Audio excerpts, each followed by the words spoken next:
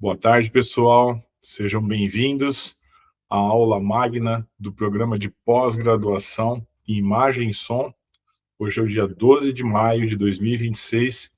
Estamos com o professor Pedro Butcher, da ESPM Rio. Ele que é jornalista, professor, pesquisador, especializado em cinema e audiovisual, com experiência em comunicação e foco em linguagem cinematográfica, história do cinema, indústria cinematográfica e políticas públicas. Estamos com ele aqui hoje para a nossa aula magna. Pedro, fique à vontade, você não está me vendo, mas fique à vontade para começar a sua aula. Você quer que eu solte o vídeo? Eu vou falar um segundinho, um pouquinho, e já peço para você soltar. Perfeito, Pedro. Tá bom? Não, só queria, enfim, antes de passar esse pequeno vídeo para introduzir, que vai parecer um pouco inusitado, mas, enfim, eu queria agradecer imensamente esse convite do professor Leonardo para falar aqui nessa aula do PPGIS da UFSCar, né? Tenho muitos amigos aí, eu não consigo ver direito, então não sei direito quem está aí, mas queria agradecer muito a presença de todo mundo. Estou me sentindo muito importante fazendo uma aula inaugural. Eu sei que o tema é a regulação do streaming, mas eu já desde já me desculpo um pouco se eu não me deter exatamente em questões muito técnicas, tá? Mas tentar fazer uma coisa um pouco mais de perspectiva histórica, estrutural, até porque eu acho que foi um pouco por isso que vocês me convidaram, né, para fazer relacionar um pouco a minha pesquisa de doutorado, que foi uma pesquisa sobre a chegada dos grandes estúdios americanos no mercado brasileiro, que aconteceu em 1915, logo depois da eclosão da Primeira Guerra Mundial, e um pouco estudar como é que são as estratégias de grupos hegemônicos para manter a sua dominação no mercado e como isso está relacionado com a questão da regulação do streaming no Brasil. Então, só queria fazer essa introdução. Talvez eu decepcione um pouco vocês se eu não trouxer muitos elementos técnicos, vai ser um pouco mais essa perspectiva histórica, estrutural e de política econômica, né, do cinema e do audiovisual. E por isso, talvez, que faça algum sentido começar da forma como eu gostaria de começar, que é com esse trailer de um documentário da Agnès Varda. E aí, se você puder soltar... Aí, gente, eu não sei como é que é a melhor dinâmica, né, Léo? Eu acho que reforço aqui meu agradecimento, então, de estar aqui com vocês e a presença de vocês aí. Eu não consigo enxergar muito vocês, mas então acho que eu vou falar e depois é mais fácil, talvez seja eu falar e depois a gente abrir para perguntas e respostas. Eu vou tentar também controlar meu tempo aqui, mas eu quero muito ouvir vocês também, e caso alguém sinta necessidade de me interromper por alguma dúvida mais urgente, por favor, fique à vontade, né? E aí eu acho que a gente consegue organizar essa dinâmica eu não estando aí com vocês. Eu queria muito estar aí presente para inclusive, ver amigos muito queridos que eu não vejo há muito tempo. Então, deixa eu só também colocar o meu relógio aqui para eu não perder muito a noção do tempo. Mas, Léo, se você puder soltar, então, esse vídeo, por favor. Aqui, eu vou depois tentar dar um zoom, mas se encontra a professora Flávia Cesarino, o professor Alessandro Gama, o professor Samuel, a professora Luciana também, tá? Alguns são seus colegas. Bom. É difícil você ver aí nessa tela pequenininha que está aí, mas eu acredito que depois, na parte de perguntas, você consiga dar uma olhada. Vou soltar seu vídeo, viu, Pedro? Tá ótimo, obrigado.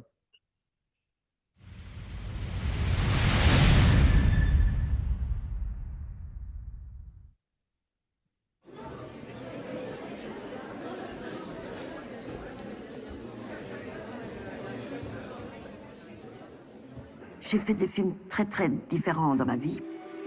Et donc, il faut que je vous dise qu'est-ce que c'est qui m'a mené à faire ce travail pendant tant d'années. Voilà, c'est bon, c'est bon. Il y a 3 mots qui sont importants pour moi. Inspiration, création, partage. L'inspiration, c'est pourquoi on fait les films. Quel motif, quelle idée. quelles circonstances, quel hasard qui fait qu'un désir se met en place et on travaille pour faire un film. Création, eh bien, c'est comment on fait le film. Avec quels moyens, quelle structure, seul, pas seul, en couleur, pas en couleur. La création est un travail. Et le troisième mot, c'est partage. Parce qu'on ne fait pas des films pour les regarder tout seul, on fait des films pour les montrer. Au fond, il faut savoir pourquoi on fait ce métier. Moteur. C'est pas le besoin de créer des images, c'est que j'ai les yeux curieux.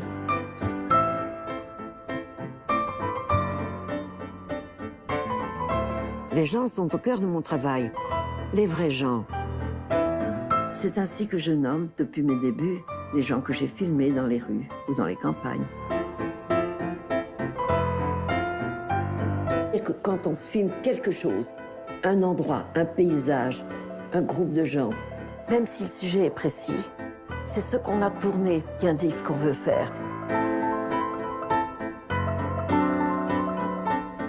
Je n'ai pas manqué l'occasion d'inventer des installations ou des dispositifs pour chaque sujet, pour chaque projet.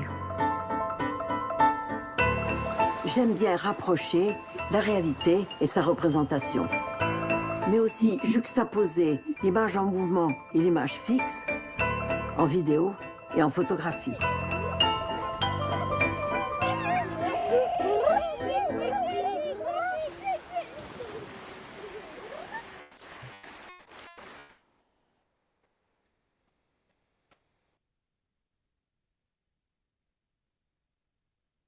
Bom, obrigado, Léo. Bem, eu vou me deter um pouco nas notas que eu tomei aqui, que é para ficar um pouco mais fácil. Bom, por que começar uma aula sobre regulação do streaming, né, com esse trailer desse filme da Agnès Varda? Para quem não conhece, é um filme chamado Varda par Agnès, de 2019, é um documentário, um dos documentários que ela fez meio reflexivos, né, sobre a vida dela, sobre a obra dela. É um documentário de 2019 e é meio que um filme testamento, né? Ela já sabia que estava doente e ela morreu um pouco depois, se não me engano, nesse mesmo ano ou no ano seguinte. E por que então começar essa aula com essas palavras da Agnès Varda? E o que me interessa nesse pequeno trecho, nesse trailer, na verdade, do documentário do Testamento de Varda, é a forma como ela descreve o seu fazer cinema, né? Ela destaca 3 palavras. Ela fala inspiração, criação e partage, né? Que ela usa o termo, enfim, ela é francesa, ela usa o termo partage, que é algo como compartilhamento, dividir, né, com as outras pessoas. E esse detalhe me chamou a atenção imediatamente, porque são raras as pessoas que fazem filmes que incluem essa etapa do compartilhamento como parte do seu fazer, né? E a palavra que ela escolhe, partage, é especialmente interessante, porque ela remete a muitos elementos simultaneamente. Eu mesmo, quando comecei a gostar de cinema, eu não quis propriamente fazer filmes, né? Mas eu senti uma necessidade radical de compartilhar o que eu estava sentindo com outras pessoas. Meu desejo, quando num primeiro movimento de aproximação do cinema foi de estudar, frequentar, eu fui um típico cinéfilo da geração Estação Botafogo aqui, e depois começar a escrever crítica, foi de dividir sensações e pensamentos com outras pessoas compartilhadas ali dentro de uma sala de cinema, né? Partage também se refere à forma como o cinema foi apreciado e consumido no século XX. Não me ocorre outra indústria de massa da época moderna que tenha se organizado não a partir do consumo individual, mas para uma plateia coletiva, né? E essa configuração é meio que um golpe do acaso. Quando a imagem em movimento aparece, na passagem do século XIX para o século XX, ela não é nada, né? Ela não tem identidade, não tem futuro, é resultado de uma série de pesquisas tecnológicas de objetivos dispersos, mas se torna um acontecimento, no sentido de algo que aparece e, de fato, cria algo que não existia antes, que deforma e transforma o presente.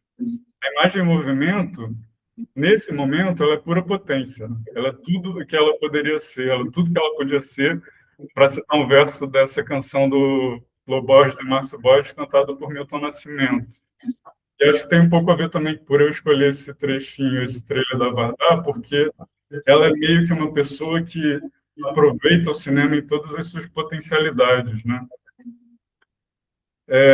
Nos Estados Unidos, o Thomas Edison concebe o kinetoscópio como uma forma, né, como um equivalente do seu fonoscópio, para ser consumido, para as imagens serem vistas por um orifício, né? Serem vistas por um olho só e serem vistas individualmente, né? Na França, na efervescência da modernidade, o cinematógrafo dos irmãos Lumière se torna um sucesso entre tantos aparelhos anteriores que fracassaram. A definição e o tremor da imagem nas experiências de projeção eram incômodos, cansavam os olhos como os óculos 3D ou os headsets de realidade virtual cansam os nossos olhos hoje, mas o cinematógrafo tinha várias vantagens que permitiram seu sucesso, principalmente o fato dele ser multitarefa, ele filmava e projetava, e de ter conseguido um mínimo de estabilidade e definição para a imagem em movimento. O sucesso da imagem em movimento projetada do cinematógrafo para uma plateia coletiva muda tudo, né? Nesse primeiro momento, o encanto é com a tecnologia. O projetor fica no centro da sala, era parte importante do espetáculo. Era o projetor também o motor dessa economia inicial da imagem em movimento.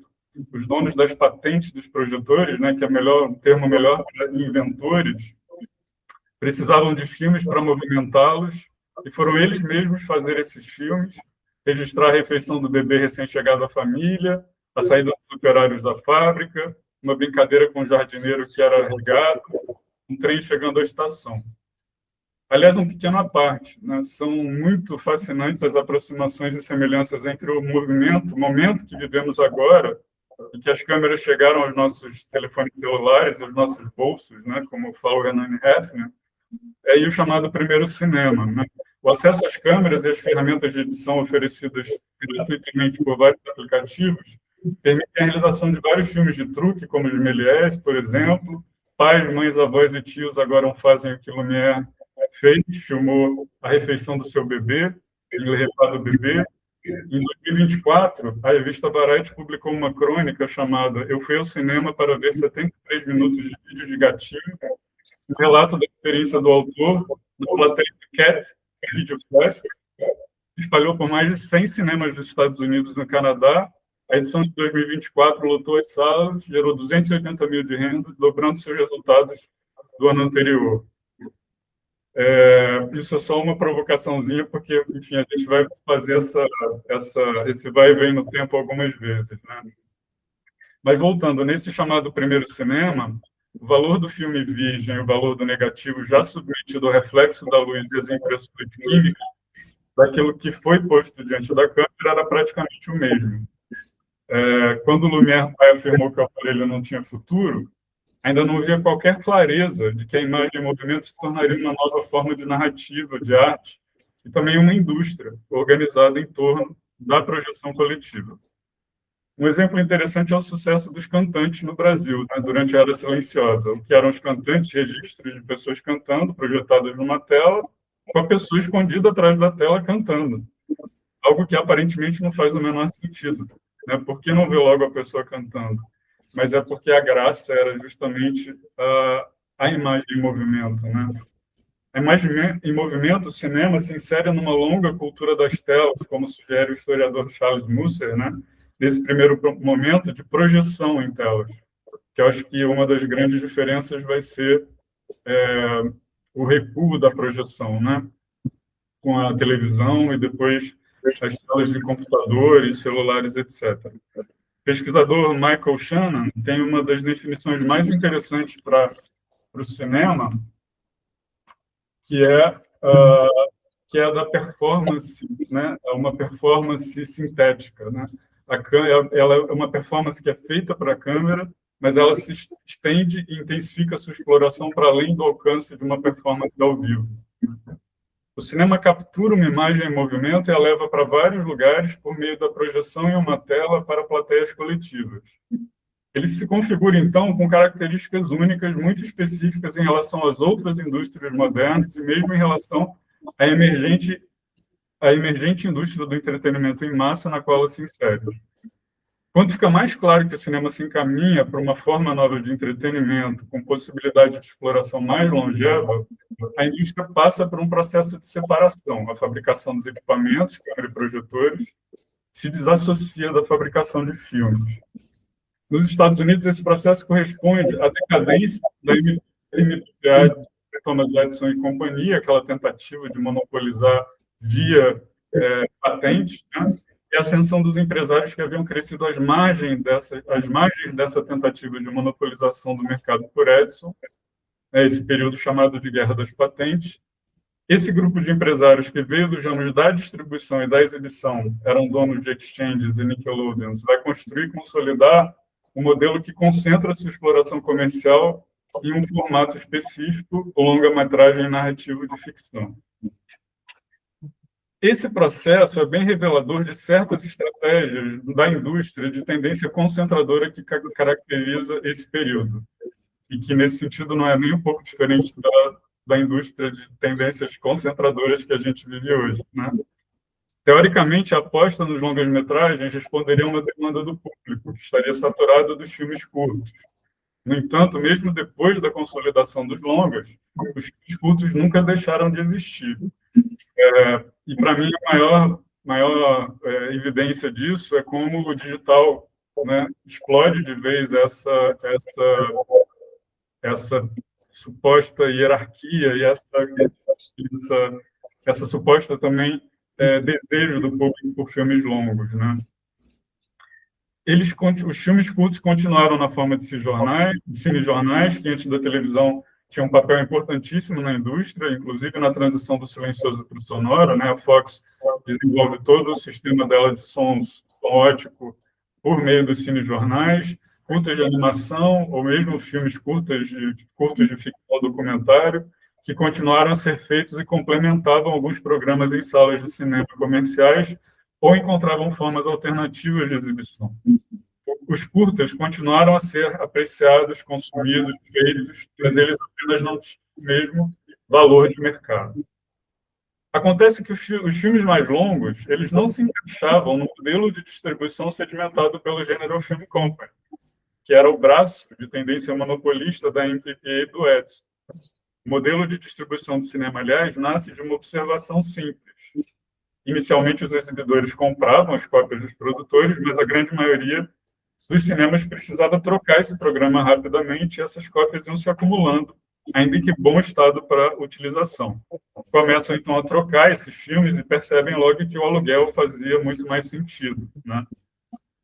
Isso é só para frisar uma coisa que, às vezes, a gente toma como já natural, né, e de sentido, mas é que como é que a indústria do cinema se organiza de uma forma absolutamente diferente das outras, né?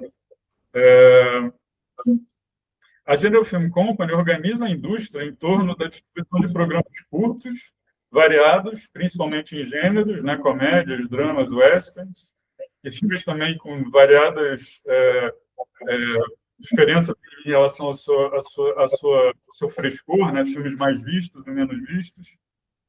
Os filmes mais longos, eles atrapalham esse modelo e começam a circular em espaços alternativos, né?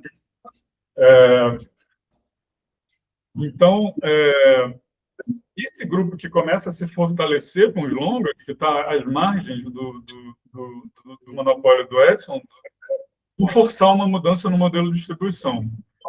Aí que está, para mim, essa que é a chave de um certo entendimento, né? Pois bem, no modelo dos filmes curtos, o longa não tinha espaço, né?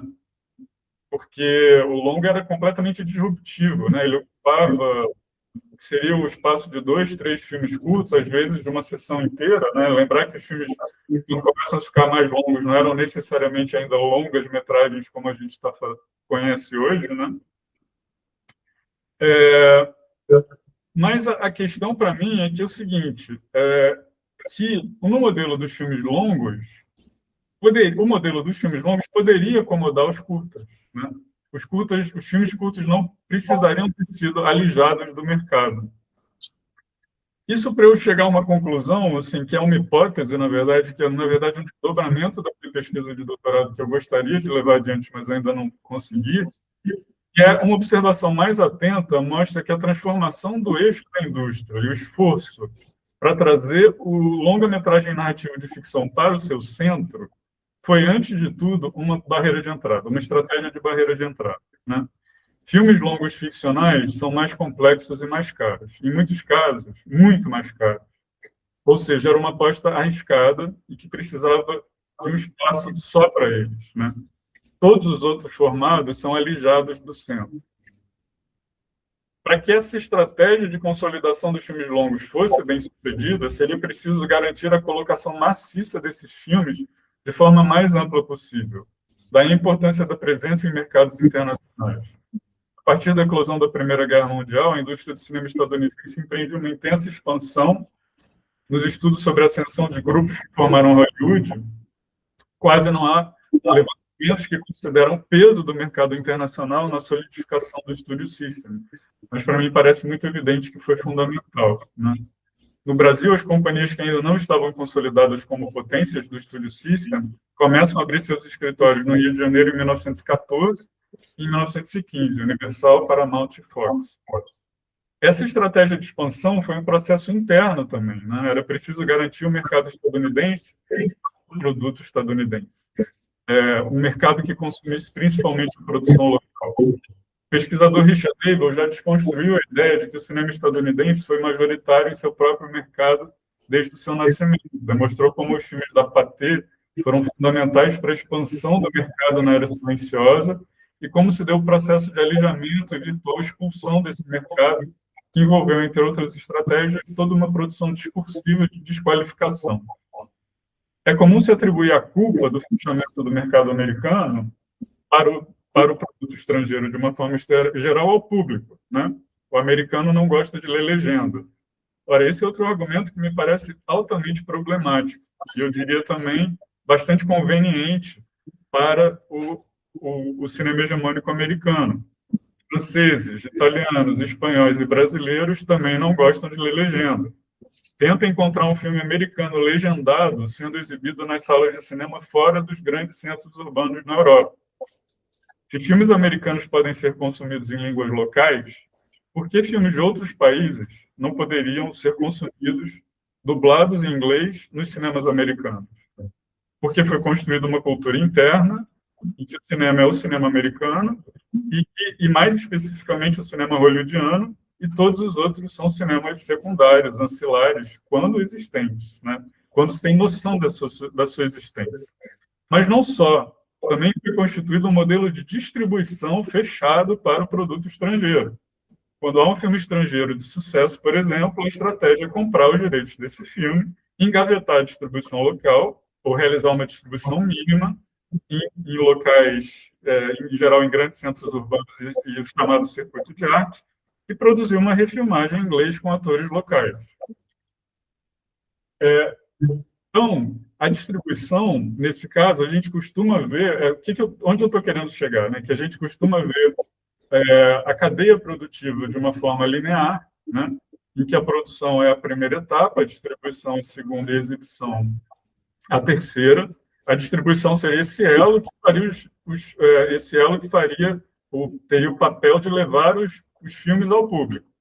Enquanto não é bem assim. Nada é linear, tudo é muito complexo. Muitas vezes um filme é pensado a partir da sua distribuição. Isso aconteceu, inclusive, no Brasil, né? Eu, uma vez, estava discutindo a minha pesquisa também, alguém lembrou que muitos filmes, por exemplo, da Boca do Lixo, a pessoa tinha ideia de um cartaz e, a partir do cartaz, fazia o filme. Eu dou um exemplo também da Variety, que ela anuncia a Disney trancando datas de lançamento, né, planejando lançamentos para filmes que ainda não têm nem título, são projetos ainda, né? Então, dentro da lógica industrial, essa linearidade nunca fez sentido e perdeu ainda mais na era digital, né? Mas o que eu queria falar é que, sobretudo, a distribuição, antes de ser um elo entre a produção e a exibição, ela é uma estratégia de barreira de entrada de gatekeeping, né? Em vários momentos, os estúdios de Hollywood argumentam que são uma indústria atenta às tendências e ao gosto do público. O que, veja bem, é verdade, né? Hollywood sempre se manteve super antenado com tendências mundiais, inclusive por meio de relatórios internacionais. Uma parte da minha pesquisa é ir lá e ver que tem vários relatórios de consulados desde 1914, 15, na verdade com hiato, que se intensificam a partir de 1920, que falam, olha, os filmes de western não funcionam em São Paulo, tal filme, tal gênero não funciona aqui, né? Eles têm esse acompanhamento, né? A biografia do Fox e a biografia do Zuko, Paramount Fox, tem um relato muito detalhado da atenção que eles com as tendências do público, né? E a tendência de comportamento. Então, o que Hollywood sempre manteve antenado com tendências mundiais, inclusive em mercados internacionais, e responder essas perguntas, né? O que nós podemos fazer, mas a pergunta que fica, desculpa, mas o que nós podemos fazer se as pessoas do mundo inteiro gostam dos nossos filmes, né? Não é nossa culpa, né? Um argumento que parece irrefutável se a gente olha os resultados de bilheteria. A gente vai dizer, puxa, pois é verdade, né? A Disney ela faz sucesso porque as pessoas gostam da Disney. Acontece que gosto é um elemento ultra complexo que depende de muitos atravessamentos, das mais variadas ordens, mas que depende, sobretudo, da oferta e do acesso. E é isso que Hollywood garantia para si. Como garantir que meus filmes sejam vistos, controlando essa oferta e esse acesso. Ou seja, controlando, sobretudo, a distribuição e, na medida do possível, a exibição. Os grandes estúdios hollywoodianos garantiram essa oferta e acesso aos seus filmes, criando toda sorte de barreiras para outras cinematografias, tanto na produção como na distribuição.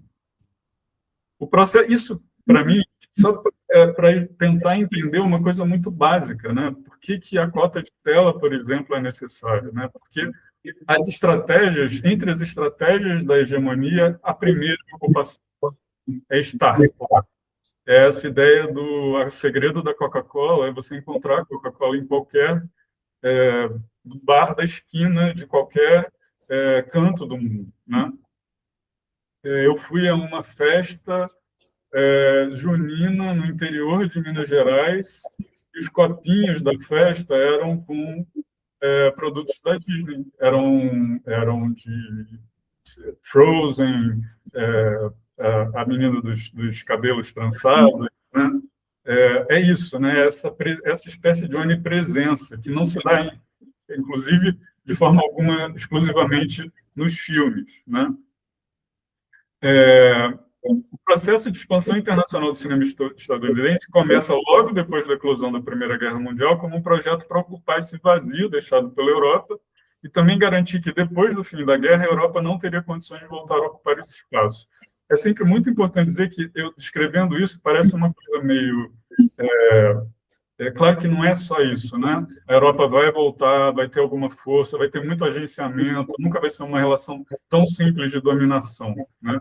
Mas essa dominação do mercado, digo, essa presença, essa ocupação do mercado é um projeto e precisa ser reconhecida como um projeto para ela ser entendida e poder haver meios de regular essa tentativa de ocupação e dizer, desculpa, mas não é bem assim, não pode ser assim, né? Esse projeto contou com o apoio do Departamento de Estado dos Estados Unidos, que criou uma estrutura em seus consulados para colher e organizar informações sobre os mercados locais e municiar os empresários estadunidenses com as ferramentas necessárias para instalar e consolidar seus negócios em vários países do mundo. Aqui cabe um esclarecimento, que foi muito interessante quando eu lancei a minha pesquisa em livro, que ela começou a ser um pouco mais lida, eu fui num debate e uma pessoa perguntou, Pedro, seu livro é incrível porque mostra como houve uma política pública para o cinema nos Estados Unidos. Eu falei, opa, interessante, você tocou num ponto muito importante para esclarecer, não é uma política pública, é uma política de Estado.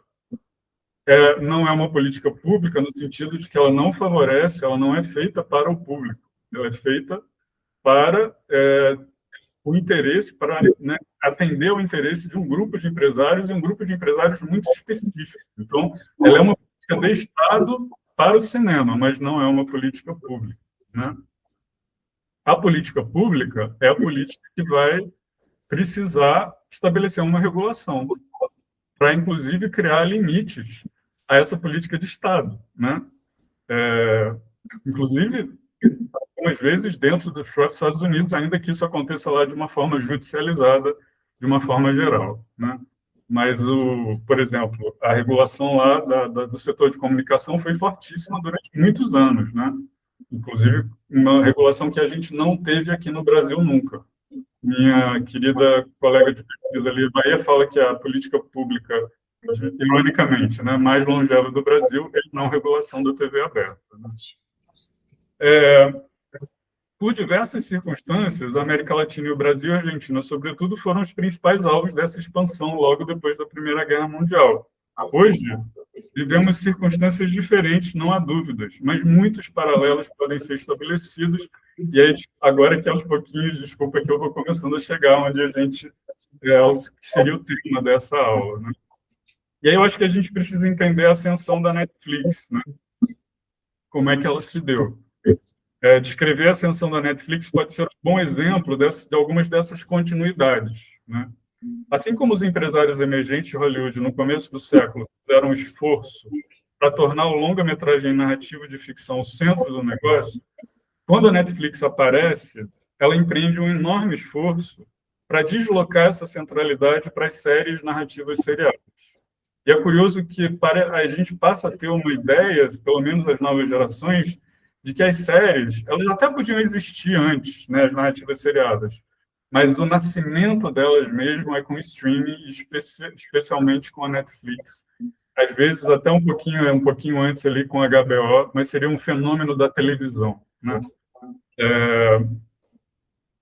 Esse esforço da Netflix para deslocar o eixo econômico do negócio do longa-metragem narrativo de ficção para a série foi acompanhado de uma depreciação da experiência na sala de cinema. O investimento maciço em séries, que veio acompanhado por uma nova disciplina da recepção, o chamado binge-watching.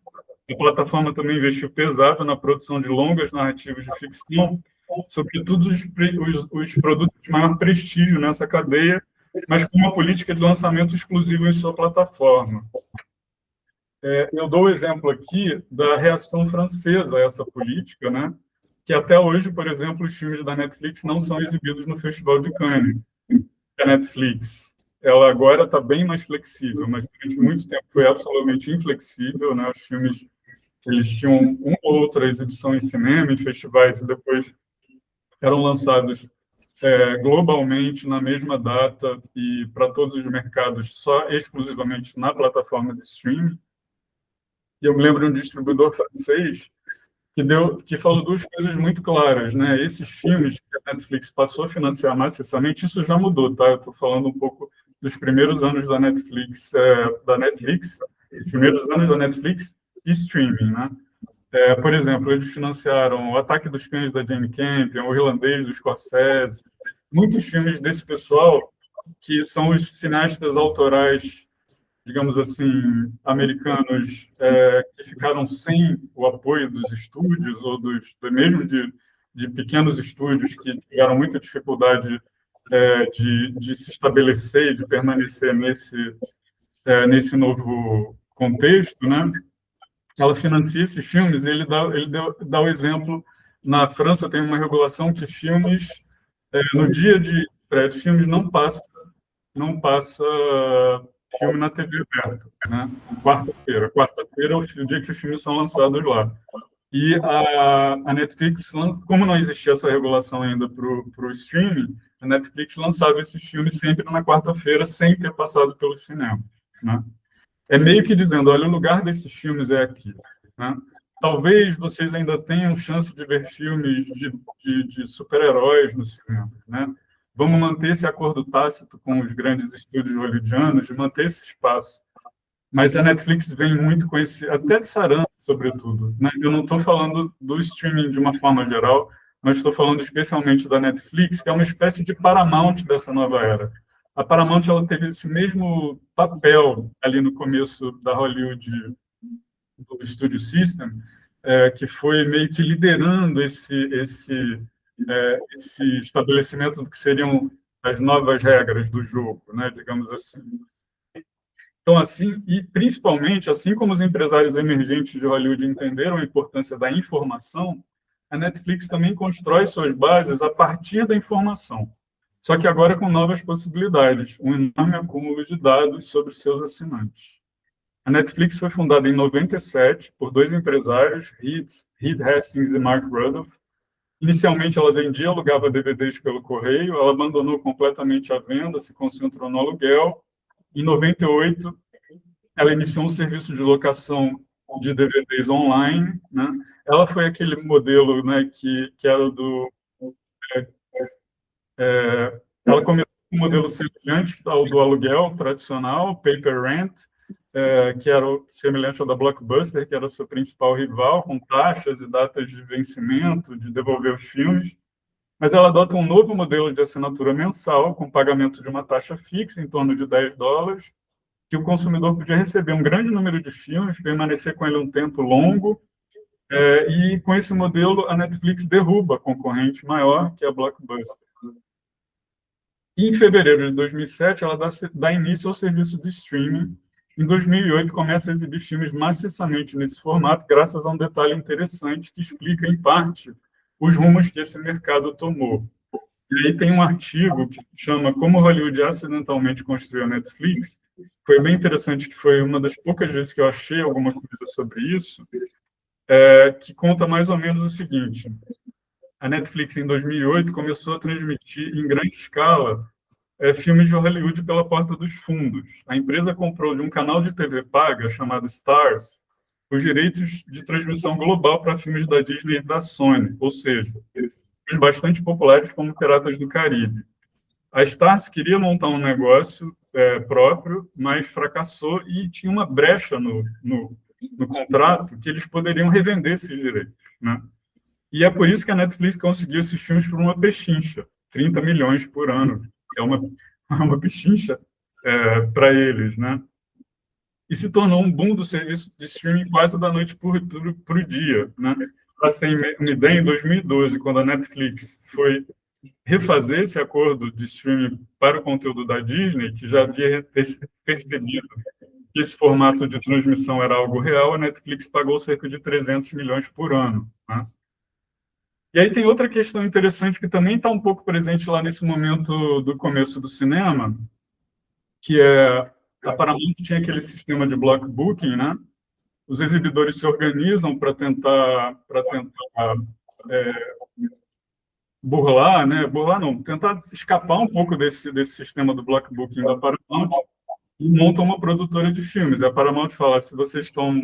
Seria para suprir, produzir seu próprio conteúdo, né? E a Paramount faz, então a gente vai comprar cinema. Na verdade, a verticalização começa muito a partir dessa disputa, né? Uma disputa pelo conteúdo, por o que exibir. E aqui é mais ou menos a mesma coisa, né? Essa brecha contratual permitiu que a Netflix, com filmes da Disney e da Sony, disparasse em popularidade em assinaturas também, né? E gerou essa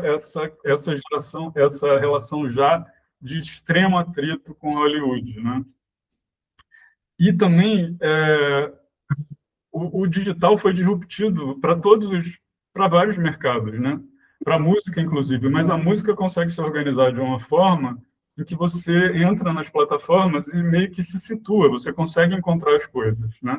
No cinema e no audiovisual, houve uma fragmentação radical de cada grupo tentando lançar o seu próprio negócio. Tem também uma explicação, né? Por que, por exemplo, os estúdios investiram antes nessa tecnologia. Havia uma incerteza muito grande, né? Não se sabia se a internet ia suportar o tráfego de dados que representa uma obra audiovisual, porque a música é muito leve, né? A música é mais barata de fazer, e a música também é mais leve no sentido de quantidade de informação que ela gera, né? Um filme de longa-metragem, ele gera arquivos muito pesados, e muita gente achava que a internet jamais ia suportar esse tráfego de informação, né? Então, a Netflix começa a competir com players já muito estabelecidos, né?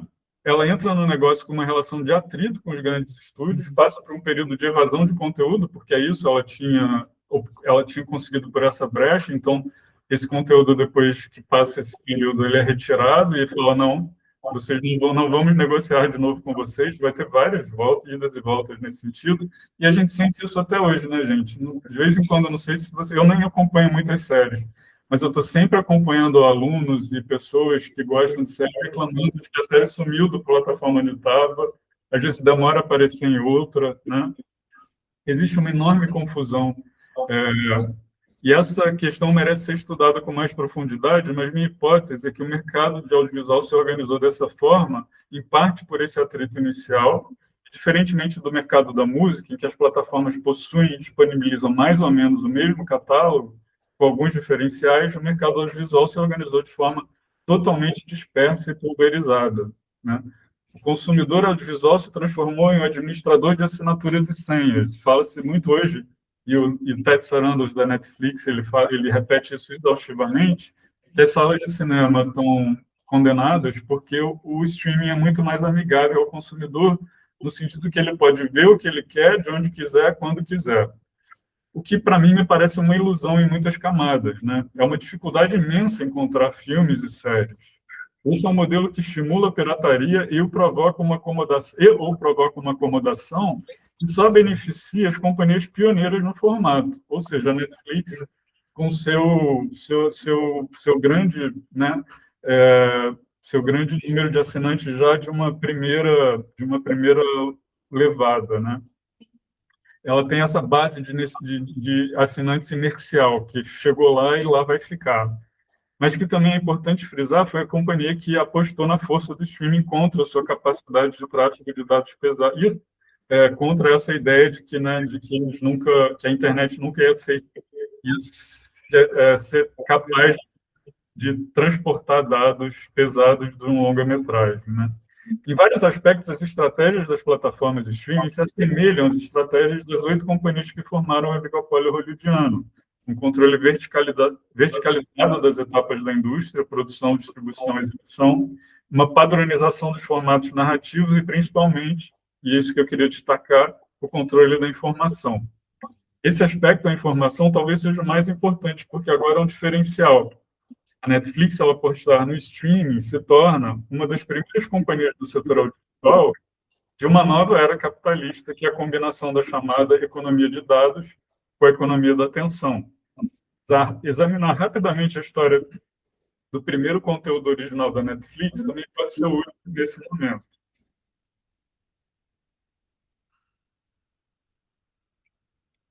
Porque o primeiro conteúdo original da Netflix é a série House of Cards. Ou seja, é uma série. E, na verdade, ela é um remake, né, uma refilmagem de uma série que já existia. Originalmente, a House of Cards é uma minissérie inglesa, feita para a TV, de 1990, que, inclusive, estava disponível no próprio acervo da Netflix. Examinando os dados que passaram a ser acumulados a partir da transposição da experiência audiovisual para o digital, a Netflix verificou que os usuários da plataforma que haviam avaliado positivamente a série britânica House of Cards consumiam obras do diretor David Fincher e também avaliavam positivamente os filmes com o ator Kevin Spacey. Ok, então produziram uma versão estrelada por Kevin Spacey e dirigida pelo David Fincher, que é responsável pela concepção e pela direção do primeiro episódio. Vejam bem, é uma estratégia semelhante à dos estúdios hollywoodianos na produção de conteúdo estrangeiro, entre aspas, né? Dá pouca visibilidade ao produto original, produzir uma versão própria que ganhará proeminência e grandes investimentos em publicidade. E aí entra os outros 2 elementos que são fundamentais na questão da discussão da regulação do streaming, além da informação. É a proeminência e o investimento em publicidade. Porque não é só o algoritmo que funciona, né?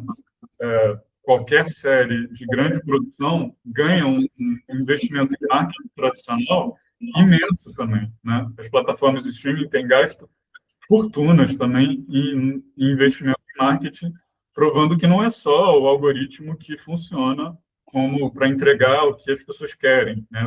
Essa ideia de que o streaming é muito mais amigável, né?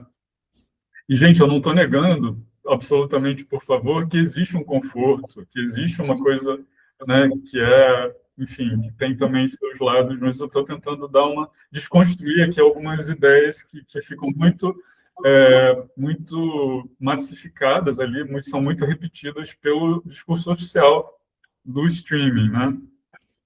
Na campanha de lançamento do House of Cards, a Netflix dividiu os assinantes em 10 grupos, criou 10 anúncios personalizados para cada um desses grupos.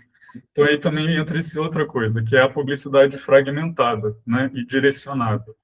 Se você assiste regularmente comédias românticas, você vai receber um anúncio que vai enfatizar as protagonistas feministas do programa. Se você deixou críticas positivas para os filmes do Kevin Spacey, você verá um anúncio enfatizando o Spacey como protagonista, etc. Né? Essa nova lógica da economia de dados, a customização da publicidade. Cabe aqui falar um pouco do que podemos chamar desse novo regime de produção e circulação da informação, de como esse regime foi moldado a partir de uma necessidade de se repensar a forma de financiamento das companhias da internet que mais cresceram, né? Esse processo é descrito de uma forma bastante precisa pelo documentário O Dilema das Redes, que está disponível, ironicamente ou não, na Netflix. Que é um documentário que, sempre que eu passo alguns trechos para os alunos, eu não passo inteiro, porque ele é formalmente pavoroso, ele tem umas reconstituições horrorosas, e eu sempre falo, gente, quem for ver esse documentário, por favor, jamais siga esse modelo de documentário, mas o fato é que ele tem depoimentos que eu acho muito importantes, porque são basicamente ex-executivos das empresas das Big Techs, que saíram de lá completamente desiludidos, que falam um pouco do processo, né? Então, basicamente, pensar como é que essa lógica funciona da circulação da informação, e isso fica muito claro ali também, vendo um pouquinho da Shoshana Zuboff no Capitalismo de Vigilância. Você tem setembro de 2001, né? Você tem os atentados, que coincidem um pouco com o crescimento do Google. O Google está começando a aparecer. Lembra, a gente durante muito tempo pesquisava mais, enfim, mais pelo Yahoo, outras plataformas de busca, outros sites de busca, e o Google se afirma com uma força muito grande, muito rapidamente, em parte porque nessa época também se começa a desfazer um dos paradigmas da vida moderna, que é a noção de privacidade e uma noção de direito à privacidade, né? Os Estados Unidos, nessa ânsia de prever, na necessidade de prever movimentos dos terroristas, né, precisa acumular dados e precisa ter acesso a dados, né? E tem esse acordo tácito ali e é impressionante como a tecnologia está sempre muito ligada a momentos, e a tecnologia, né, de uma forma geral, a militarização, né? Então, esse foi um momento propício ali que o Google começa a crescer localmente, no sentido de oferecer a melhor busca a partir de um acúmulo de dados que antes não era uma coisa permitida, né? Não era uma coisa socialmente permitida. Mas esse direito à privacidade ele começa a se esvair por aí, né? Então, essa coisa. Mas aí, como é que você vai monetizar? Como é que você vai ganhar dinheiro com isso? E uma das soluções que o Google encontra é fazer essa pulverização da publicidade muito pequenininha, no sentido de que vai ser cobrado muito pouco, mas ela vai ser muito específica. Então, se você vai digitar alguma coisa, uma busca no Google, as primeiras coisas que vão aparecer, os resultados de busca que vão aparecer, vão ser patrocinados. Se você clicar ali, o Google ganha um percentual né, essa forma de monetização, ganha um percentual, cobra um percentual da empresa que está anunciando, né?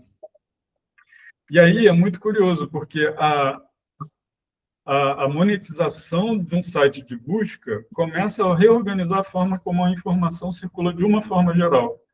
Porque o resultado de direcionar a publicidade vai direcionar também a informação, né? Então, é o que eles estão descrevendo muito nesse documentário, porque E aí tem várias coisas da arquitetura da internet que são, que quando a gente vai ver, elas são muito absurdas, né, em vários sentidos, né? Eu vou ler só aqui alguns trechinhos rápidos, né? Tudo que você está fazendo online está sendo visto, rastreado e medido. Cada ação é cuidadosamente monitorada e registrada. A imagem exata na qual você parou para ver e por quanto tempo a viu é o chamado tempo de engajamento. Esse é um executivo do Twitter que fala. Tristan Harris, eu não anotei aqui de onde é, mas, enfim, ele descreve muito bem isso, os novos objetivos das companhias de tecnologia, né? Que é o engajamento, aumentar o seu uso e te manter navegando, o crescimento, né? Para que você volte, convide amigos e faça amigos convidar amigos, e o objetivo da publicidade, né? Garantir que, enquanto tudo acontece, a gente está recebendo anúncios, né? Cada um desses objetivos é colocado em prática por algoritmos cujo trabalho é descobrir o que te mostrar para manter esses números aumentando. Como você pode reunir tudo que sabe sobre o que é capaz de persuadir as pessoas e trazer para dentro da tecnologia, né? A tecnologia persuasiva tem o intuito de buscar a mudança de comportamento das pessoas. Queremos que façam essa ação, que elas sigam fazendo esse movimento com o dedo, né, o scroll. Então, isso é uma das coisas, por exemplo, que não precisava ser assim, mas o scroll infinito, né? Você pode ficar ali para sempre. Vai ter sempre um videozinho aparecendo estrategicamente calculado para te manter ali, né? Se você puxar o refresh para baixo, a tela atualiza e aparece algo novo, né? Dependendo para cima ou para baixo. Toda vez terá algo novo, que na psicologia é chamada do reforço intermitente positivo, né? Enfim, aí tem toda uma série de descrições de como técnicas de cassino, de recompensa fácil, foram utilizados, né, nesse momento da internet, né, principalmente, para criar e alimentar essa nova cultura, essa nova forma também de acúmulo de capital, né, que é a economia de dados e a economia da atenção. Outra coisa interessante, né, que explica um pouco essa questão de como a informação é afetada por isso. Uma das formas que gosto de usar para explicar às pessoas o quão errado é a linha do tempo de sites como o Facebook é dar um exemplo de um site tradicional. Ele vai dar o exemplo da Wikipédia. O J-Online deixa eu ver se eu anotei. Eu acho que eu anotei alguns de onde são, outros não. Enfim. Quando você vai para uma página, você vê... E a Wikipédia, por exemplo, é um exemplo de um site da internet, da internet, digamos assim, de uma época... só dar uma olhada aqui no tempo. De uma época, digamos assim, utópica da internet, né? Da informação colaborativa, que todo mundo ia lá, ia contribuir, e eu acho a Wikipédia ainda um projeto lindo e um projeto que eu acho interessante, lindo não, mas assim, interessante. E, assim, basicamente, mesmo que todo mundo possa contribuir lá, você ainda tem, né, formas de corrigir erros, mas, principalmente, todo mundo vai lá e encontra a mesma informação, né? É um dos poucos sites que ainda funciona assim. Imagina se a Wikipédia dissesse, bom, vamos dar uma informação customizada para as pessoas e vamos ser pagos para isso. Então, a Wikipédia vai acumular dados sobre você e fazer cálculos como que eu posso fazer para essa pessoa voltar, né?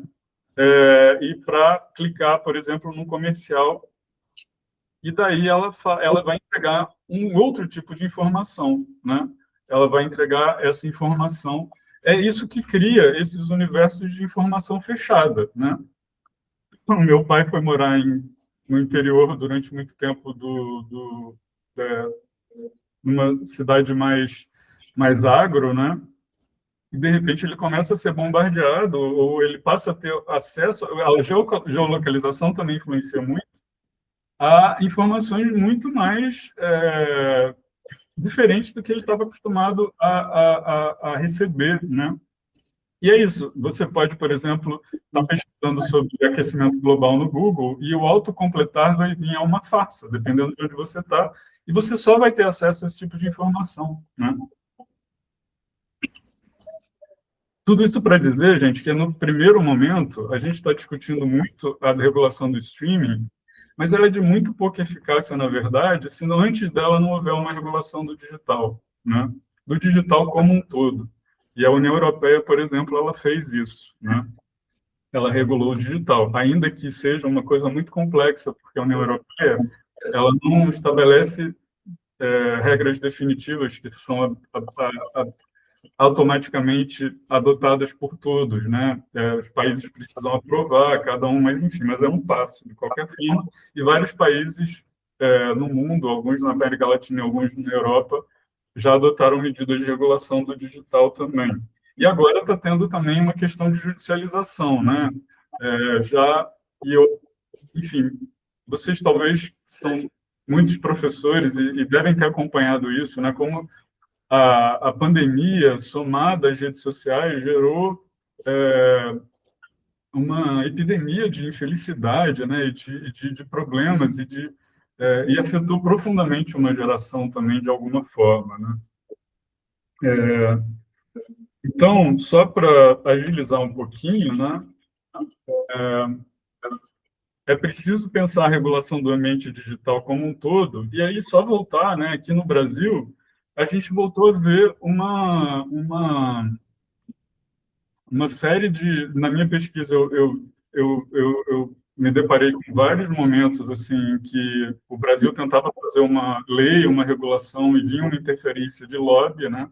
Um dos dados, uma das estratégias, por exemplo, dos grupos que se estabeleceram como hegemônicos é abrir uma filial no país, é ter um monitoramento à distância, né? Para entender a cultura política e, principalmente, para poder fazer lobby, né? E, por exemplo, a Lei de Direitos Autorais no Brasil, ela foi redigida a partir de um relatório, ela é praticamente uma cópia de um relatório elaborado pela Câmara do Comércio americana a partir do modelo americano, né? E tudo bem que ela foi responsável, de fato, por modernizar a lei do direito autoral no Brasil, só que a partir, digamos assim, de uma forma nada soberana, né? De uma forma absolutamente ditada e que obedecia a interesses estrangeiros. Outras medidas também para regular o cinema, e a gente sabe que há sempre uma tentativa de bloquear essas medidas. É parte dessa estratégia que eu falei de tentar impedir, né?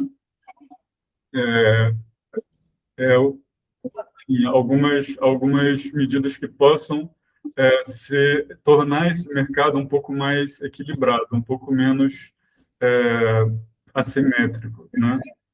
Na regulação do streaming, a gente ainda tem essa grande questão que é um paradigma em crise. A gente ainda pensa muito nos formatos do século XX. Todo o modelo de estruturação de financiamento do audiovisual no país está muito centrado na sala de cinema, né? Quando a sala de cinema tem um peso já muito menor. Essas plataformas, elas já não fazem mais parte da indústria cinematográfica e televisiva tradicional. A gente tem plataformas como a Amazon, que, na verdade, a Prime é uma espécie de bônus, né, que a pessoa tem, que o assinante tem, na verdade, para continuar fazendo compras lá e ter entrega grátis, e além da entrega grátis, ele vai ter acesso a filmes e séries, né?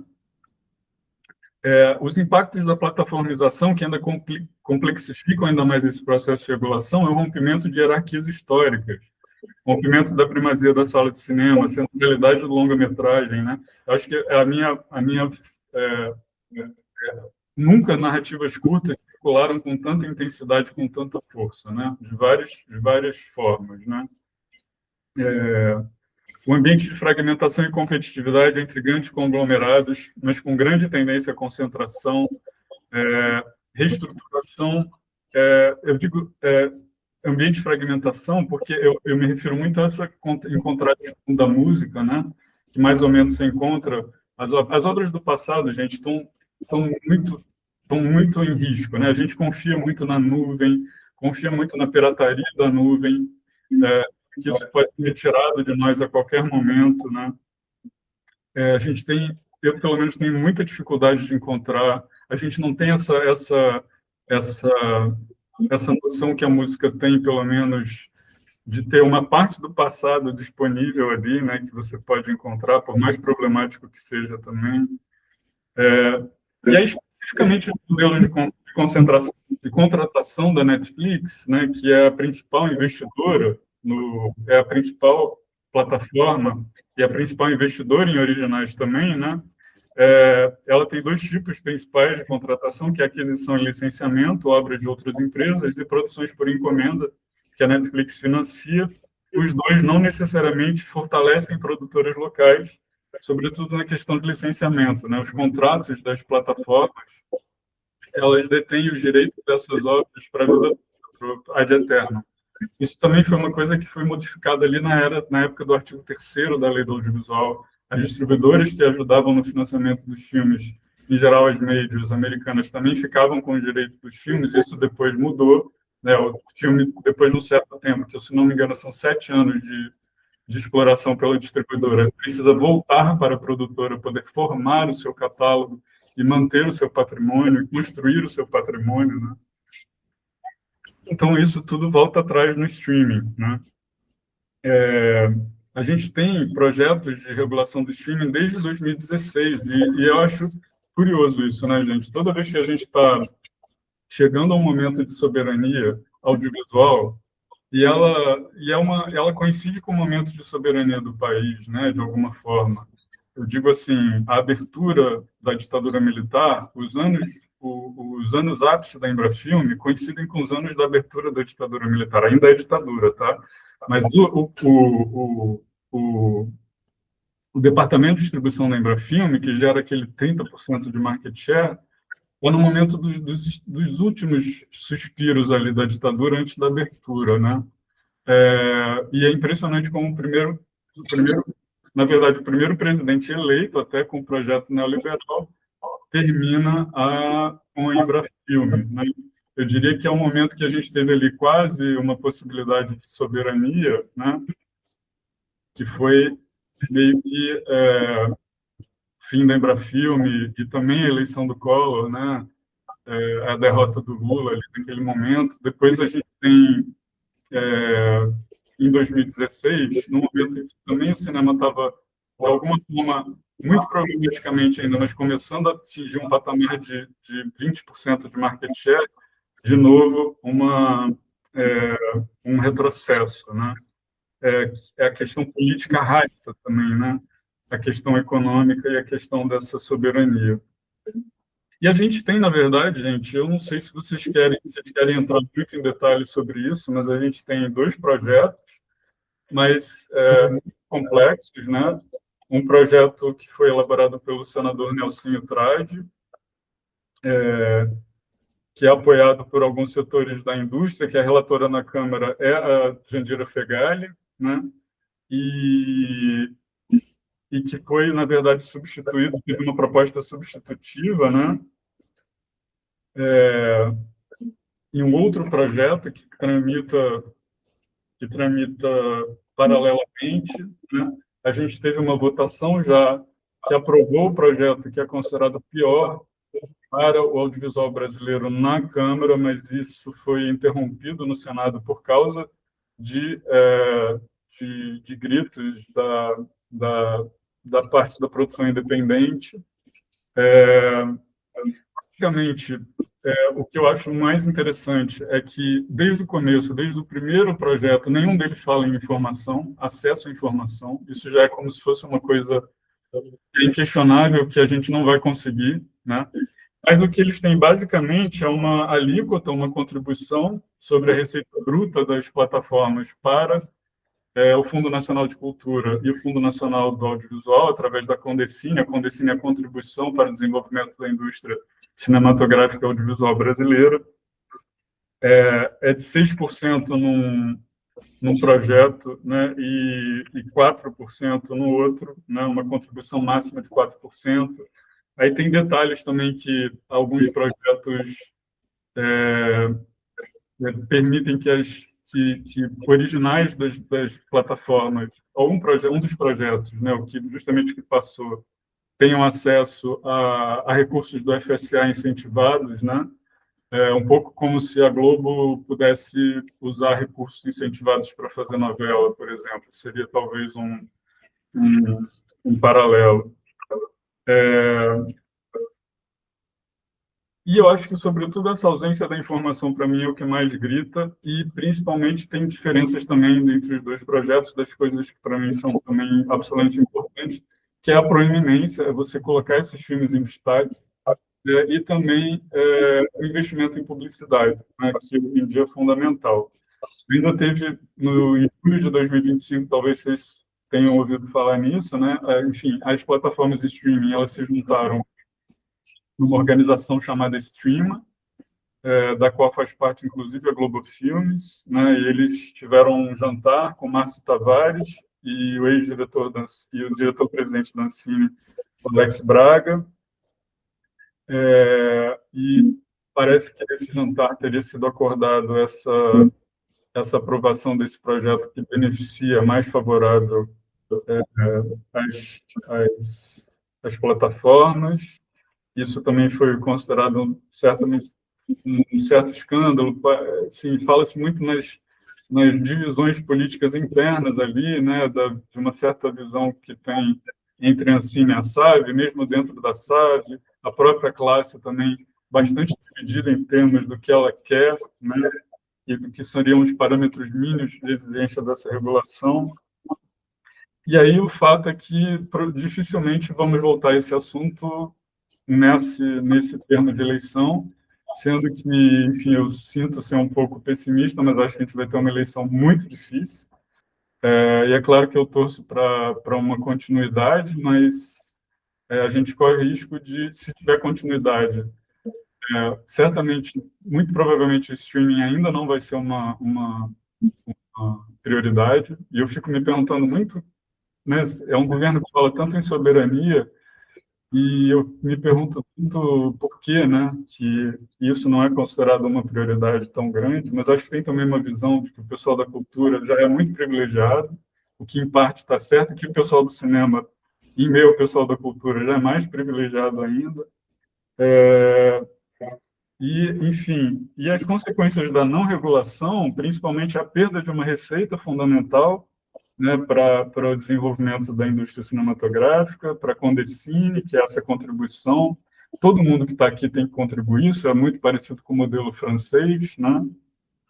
Mas também uma perda para a soberania audiovisual, para a soberania imaginativa, né? Das polêmicas, uma das divisões do setor é essa divisão que incentiva uma distribuição dos recursos mais democrática, né, entre os estados, e a outra que defende uma concentração ainda no eixo Rio-São Paulo, que tem muito a ver com aquelas questões lá de produção levantadas pelo Paulo Emílio e pelo nosso querido Arthur Altani também, sobre como é que a produção, o setor da produção e o discurso industrial brasileiro se organizaram no Brasil. Gente, eu já falei demais, eu não sei se eu frustrei vocês muito em relação a não trazer uma questão mais técnica e detalhes sobre esses dois projetos, mas eu acho que vocês encontram isso na internet. Eu queria trazer mais uma questão mais política, estrutural e uma perspectiva histórica sobre essa questão para a gente conversar. Então, eu, enfim, espero não ter frustrado muito vocês e queria ouvir vocês talvez um pouco, né? Pedro, muito obrigado. O panorama que você fez, eu acho muito válido. Nós temos aqui muitos alunos que estão começando os seus estudos dentro do mestrado. Muitas vezes, né, esse panorama às vezes não fica tão evidente, e ainda mais você trazendo os paralelos que trouxe. Eu vou acender a luz aqui para você conseguir visualizar melhor o pessoal e deixo aberto aí as perguntas. Alguém quer começar, gente? Pode falar.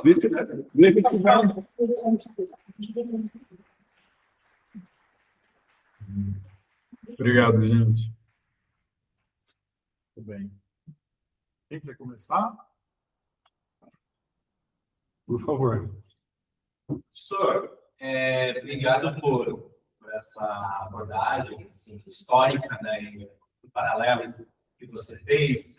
Eu queria um pouco da sua opinião sobre a plataforma que o governo está sendo criada, né, de streaming, né, pública, e essas outras plataformas independentes, né, como do Itaú Cultural, SESC e outras menores ainda, e como elas se operam.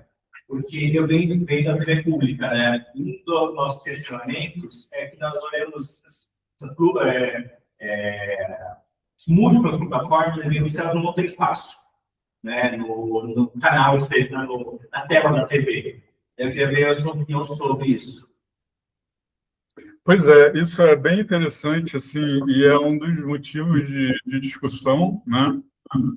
Eu acho que, como o cinema brasileiro, o audiovisual brasileiro independente, de uma forma geral, ele é financiado por recursos públicos, né?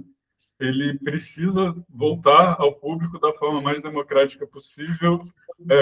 Então, eu sou particularmente totalmente a favor da construção, da criação de plataformas públicas gratuitas de acesso ao cinema brasileiro, e principalmente, por exemplo, da efetivação de uma legislação que existe há muito tempo, mas que não é regulada e por isso não é levada à frente, que é a de exibição de filmes brasileiros, obras audiovisuais brasileiras em escolas de ensino médio, né? O cinema brasileiro, o audiovisual brasileiro fazer parte da educação do ensino médio. É claro que isso tem que ser feito com maior cuidado, né? Para não virar digamos, uma tarefa que causa uma rejeição, né?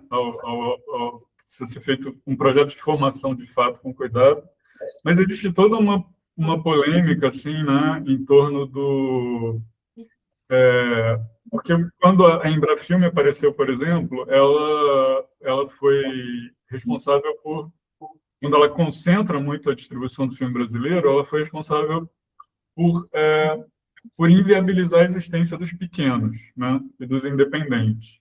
Então, as plataformas de streaming pequenas que existem, como a Cardume, que é focada em curta-metragem, elas falam muito isso. Olha, claro, somos todos a favor, mas vamos ver se a gente faz isso de uma forma que a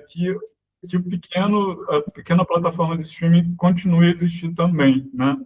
Que não seja uma coisa meio autofágica e que acabe prejudicando outras. Eu acho isso tudo muito complexo, né? Porque e tem tudo muito a ver com esse fato dessa atividade ser organizada muito em torno do licenciamento, do direito autoral, do direito de propriedade intelectual, de tudo isso. Então, muitas produtoras e distribuidoras pequenas e independentes, elas são a favor do projeto da TV pública, mas desde que seja pago um licenciamento. Mas a gente tem que ver que esses filmes já foram pagos eles já têm, né? Mas a cadeia audiovisual, ela é isso, ela é muito cara e a receita é sempre muito repartida entre vários agentes diferentes. Então, precisa se identificar exatamente quem está ficando com as fatias maiores e por quê, e tentar reequilibrar a distribuição, né? E, nesse sentido, eu acho que precisa ter plataformas públicas inteligentes nesse sentido, né? De aquisição de acervo, de distribuição, do que já é considerado domínio público, por exemplo, de investimentos em preservação também, né, gente? Porque nada disso acontece se a gente não tem filmes brasileiros em um mínimo de... É muito triste para a gente que está em sala de aula não conseguir passar os filmes brasileiros, e mesmo a gente, até televisão, né? E mesmo nativos digitais já estão com dificuldade de acesso. Então, eu não tenho uma resposta assim muito precisa para a sua pergunta, mas eu, particularmente, sou totalmente a favor da criação de plataformas públicas, né, de acesso gratuito, mas que também precisam de um investimento em proeminência. Não adianta nada estar lá e as pessoas nem saberem que ela existe. E essas plataformas dos institutos culturais, hoje em dia, elas também oferecem, elas têm um papel importante, né? Mas a gente não pode tomá-las como garantia, né? O Itaú, a qualquer momento, pode desistir de ter sua plataforma, o SESC também, né? apesar de ser uma tradição mais longeva. Então, tipo, não podemos contar com isso. Aqui, os cinemas do Itaú, o Itaú saiu e foram comprados pelo Cine System, estão com dificuldade de existir. Não dá para contar com eles, né? Não dá para contar com isso como sendo uma política pública, por exemplo.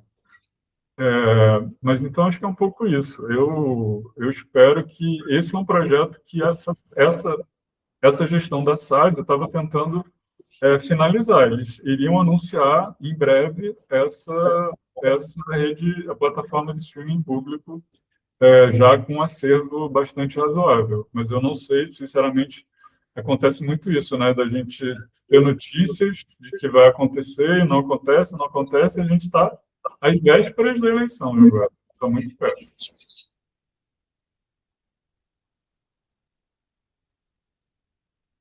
Tem mais gente. Vou começar uma Letícia. Tentar chegar a você mais perto. Vou tentar trazer para você aqui, do outro lado. Você tem que vir um pouquinho mais para frente ali, eu acho. Vê se você consegue falar, vamos ver se ele consegue te ouvir, Letícia. Não, é difícil até formular, porque acho que a fala do foi muito abrangente, assim, mas muita coisa fica na cabeça. Nesse final da fala, me veio uma ideia, assim, uma relação, na verdade, com essa ideia do momento dos congressos de cinema, esse momento em que você consegue, em alguma medida, pensar um projeto comum, ter alguma desculpa, assim. E aí, pensei nisso em dois movimentos. Em um, que é essa tua fala de que os agentes do sistema estão muito mais fragmentados também, fazendo a comparação com o montador, mais. E aí, vindo para a gente, como é que também está muito mais complexa a relação do meio mesmo. Como é que a gente não consegue organizar uma proposta de projeto de lei, disputar uma proposta de projeto de lei com tempo, de preeminência, de acesso à informação, porque enquanto a gente, do audiovisual, a coisa está mais complexa também, né? A pauta está mais complexa, os interesses são mais diversos, e aí a gente fica uma questão um pouco nesse sentido. Como é que é olhar para o nosso lado também, enquanto os agentes do meio audiovisual, como é que a gente consegue disputar um projeto que contemple isso, pensando na complexidade desses agentes que integram isso. E aí uma outra questão que vem disso também, você fala do deslocamento, da coisa sair do longa-metragem de ficção, do privilégio da sala, enquanto a política pública, do audiovisual no Brasil, ainda leva isso como baliza para se desenhar. Também como repensar essas balizas nesse outro universo. Tem um meio mais complexo e também, enfim, está descentrado, de repente, pensar como baliza para a política. Não sei se ele fez sentido. A sua fala cortou um pouquinho de vez em quando, mas acho que eu consegui entender o principal, né, do começo, então super agradeço pela pergunta, porque ela é fundamental, assim, e eu acho que a classe audiovisual, digamos assim, sofre de uma consequência um pouco do mundo digital como um todo, que é uma crise de articulação política, uma dificuldade. Já sempre foi muito difícil se articular politicamente, mas está muito mais difícil. Digamos assim, eu tenho uma impressão que a gente está vivendo assim, uma espécie de consequência, de uma consequência muito radical assim desse muitos anos de neoliberalismo e individualismo, né? Ou seja, de desestímulo às articulações públicas, ao convívio público, à organização pública, né? É um desestímulo e muitas vezes né, as ditaduras acabaram, mas as repressões violentas às manifestações populares, de uma forma geral, não acabaram, né?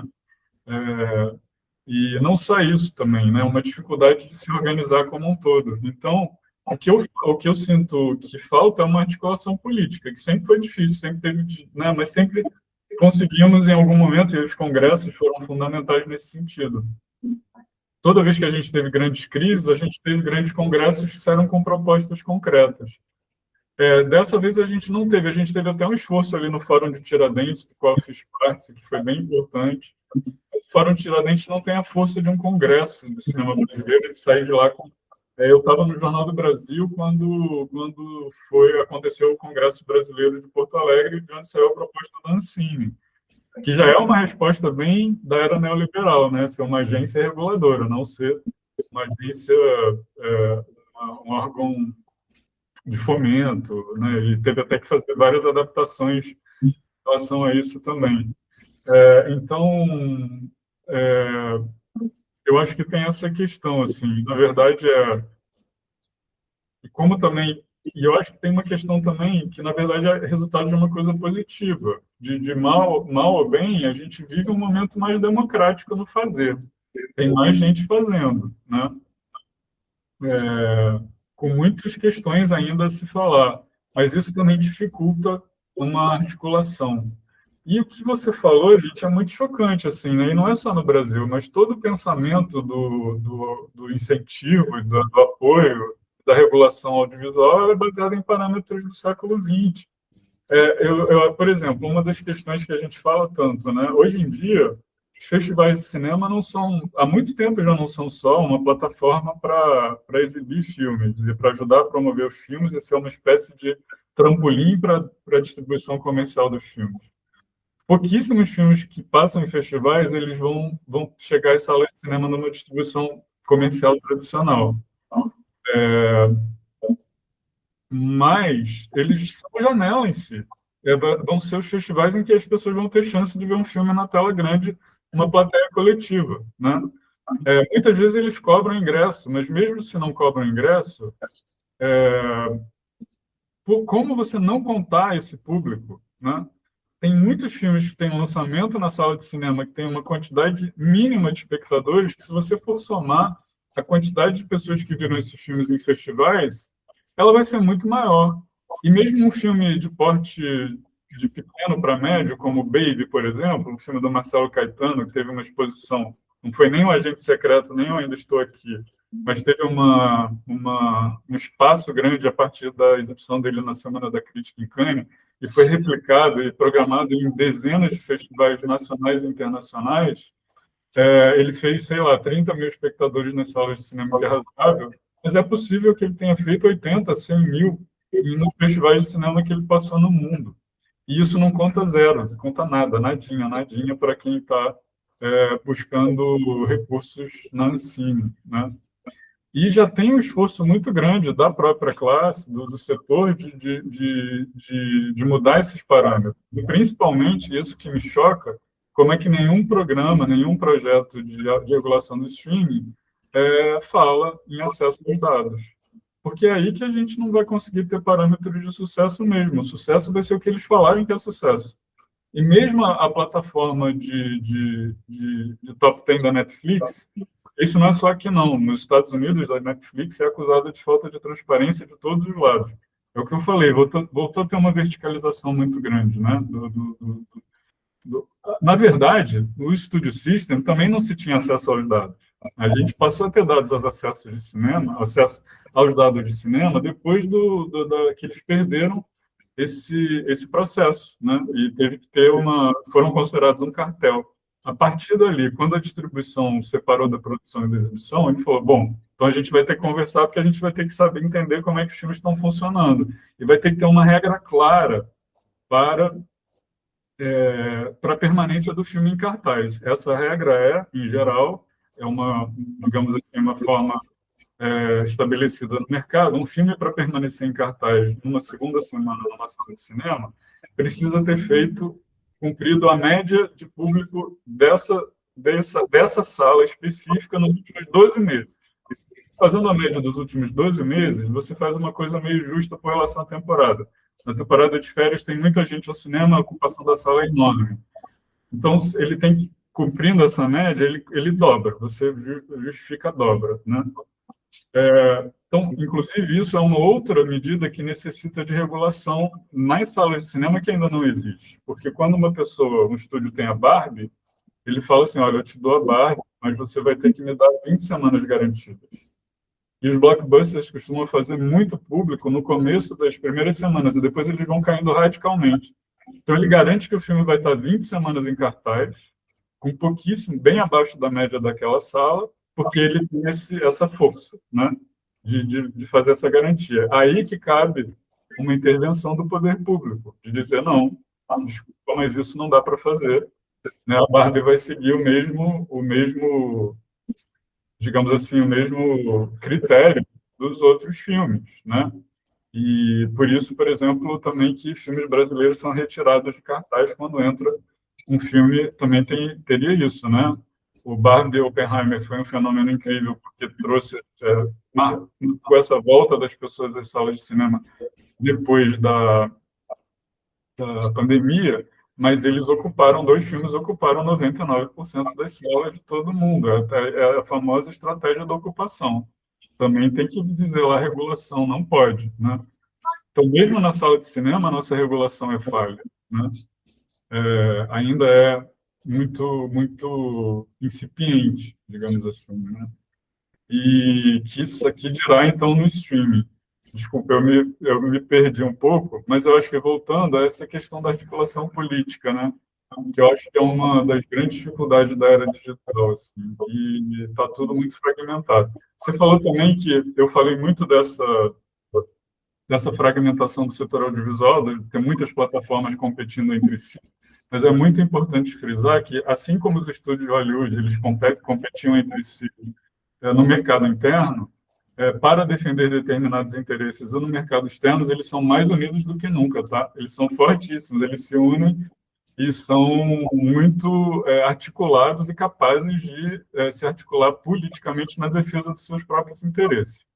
Inclusive, a Globo no Brasil tem um papel muito ambíguo, né? Várias vezes ela vai estar a favor da produção nacional e do produtor nacional, mas na hora do vamos ver, na hora de regular, por exemplo, ela vai ser totalmente contra qualquer tipo de regulação e vai se juntar aos grandes grupos estrangeiros, né? Ela está no streaming. A Globoplay está fazendo parte lá do streaming, fazendo lobby contra a regulação. No discurso, eles vão dizer que são a favor da regulação, mas de uma regulação bem suave também, né? De preferência, esse projeto que está aí para ser aprovado. Nossa, falei a beça e meio que me dispersei, desculpa, eu sou um pouco assim, mas Obrigado, Pedro. Eu vou passar aqui, deixa eu ver se eu consigo. Primeiramente, eu gostaria de agradecer a aula, professor. E a minha dúvida, ela cai mais em questão da regulamentação. No final do ano passado, teve um vídeo de atualização do FELPA, que ganhou um grande âmbito, e que se comentou muito após aquilo sobre a era digital, sobre certas regulamentações, mais no âmbito da internet e de certos jogos. Como que você vê a extensão desse tipo de regulamentação dentro dos streams? Pensando na atualização e o acesso das crianças para com o conteúdo daquelas plataformas. Essa é uma questão altamente complexa, né? Muito complexa. Por exemplo, eu acho que isso aconteceu, eu não sei qual foi o país que isso aconteceu, mas o YouTube foi proibido para menores, né? As redes sociais, alguns países estão proibindo redes sociais para menores de idade, definitivamente, né? E isso tem sido essa saída pela proibição ou pela judicialização. Muitas vezes isso está acontecendo porque foi um pouco como aconteceu lá atrás, né? O processo contra os grandes estúdios de Hollywood aconteceu por causa de uma enxurrada de processos dos pequenos exibidores, né?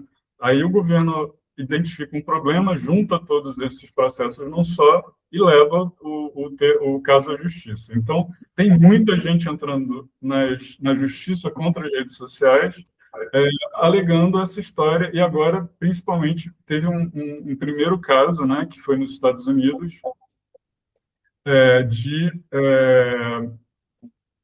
de reconhecimento, né, uma adolescente, né, que entrou na justiça, a família da adolescente entrou na justiça, alegando que ela sofreu muito, são por causa das redes sociais, por causa do vício em redes sociais, e eles ganharam o processo na mesma argumentação em que a indústria do fumo começou a perder os processos, né? Quando se conseguiu provar que a indústria usava táticas de viciar as pessoas, né? Isso tem lá no filme do Michael Mann, lá que é muito bom sobre esse processo lá nos Estados Unidos e tal. Então, é um pouco o que eu falei, assim, o streaming, na verdade, ele tem uma lógica bastante diferente, né? Mas, para mim, não faz sentido pensar a regulação do streaming sem antes pensar a regulação do digital, né? E como pode ser uma relação bem pensada. E eu acho que a gente precisa também sair um pouco dos modelos que a gente costuma ver do Ocidente e olhar um pouco para o Oriente nesse momento, né? Olhar um pouco para a China, por exemplo. A China tem toda uma questão muito complexa, tá? Porque aí, essa que é uma... Desculpa, acho que seu nome é Bruno, né? Não sei. A questão é, Bruno, que como é que você vai também regular de uma forma que... Enfim, é muito complexo isso. Eu não tenho uma formação, uma coisa muito formada em relação a essa questão da liberdade de expressão, né? Que é meio que uma falácia, porque ela não existe em muitos aspectos. Mas a gente que já passou por uma ditadura militar sabe que ela não existe em muitos aspectos, mas sim, ela existe, ela é importante, né? É importante as pessoas poderem se expressar. E aí, mas isso é usado pelo campo inimigo de uma forma ridícula, porque o que existe não é liberdade de expressão. Mas uma regulação, ela precisa ser muito bem pensada nesse sentido, até no sentido de que a gente vive uma época muito moralista e que a tendência é, talvez, se chegar num novo tipo de censura também, né? Que é muito complicada. Então, eu acho que não existe questionamento algum em relação à negligência das redes sociais em relação ao conteúdo que foi exposto às crianças, que expôs as crianças, na verdade, né? Porque na verdade, não é, nesse caso, a criança sendo exposta a um conteúdo, né? Um conteúdo que explora a criança e que expõe a criança para um determinado grupo, né? E isso, claramente, era uma coisa que eles poderiam ter detectado e controlado antes e não fizeram, e isso já está mais do que comprovado, né? Vários funcionários do Facebook já denunciaram o Zuckerberg por não fazer nada, né, por omissão, né, quando ele já tinha sido alertado de muitas coisas. E aí o Facebook, a Meta, é dona do Instagram, enfim, todos esses... Isso vale para todos os donos das Big Techs também. Enfim, então é só para dizer que o streaming tem na verdade, você perguntou como é que essas coisas se relacionam, né? Seria diferente, né? Ele é um acesso pago, você tem como criar filtros, você já tem isso, não é uma questão tão problemática. Eu, inclusive, acho que as crianças hoje estão expostas a menos conteúdos perigosos, entre aspas. Gente, na minha adolescência e infância, eu via coisas e eu acho que são parte da minha formação, no melhor sentido do mundo. Se eu não tivesse visto Das Tripas Coração da Ana Carolina quando eu tinha 12 anos, eu não seria essa pessoa que eu sou hoje, né? Se eu não tivesse visto Poltergeist falsificando minha carteirinha de estudante quando eu tinha 11 anos, eu também não seria essa pessoa que sou hoje. Então é isso. Como é que a gente consegue pensar? E hoje em dia as crianças estão muito protegidas, né? Eu acho que isso também faz parte, assim, de criar crianças também mais conservadoras, que vão ter menos tolerância ao diferente, a uma coisa que não é necessariamente uma coisa agradável o tempo todo. Então, toda regulação é muito complexa. Ela precisa ser uma regulação muito focada digamos assim, o que as redes sociais e as plataformas estão deixando de fazer para continuar ganhando dinheiro. E o que isso está custando ao público, de uma forma geral. ao público da internet está custando a saúde mental de crianças e adolescentes.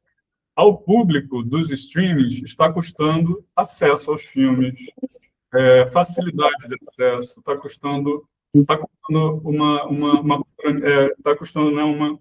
um esforço de romper com determinadas padronizações. Então, a linha de raciocínio tem que ser pelo caminho do dinheiro e o que elas estão deixando de fazer que está prejudicando o interesse público para continuar ganhando dinheiro. Eu acho que, para mim, tem que ser um pouco esse parâmetro. Pedro, algum complemento? Não? Não, é só isso mesmo. Tá, João. Obrigado. Alguém mais? Fazer alguma pergunta? Pedro, eu acho que nós encerramos por hora aqui. Eu queria, de novo, pedir uma salva de palmas aí para você.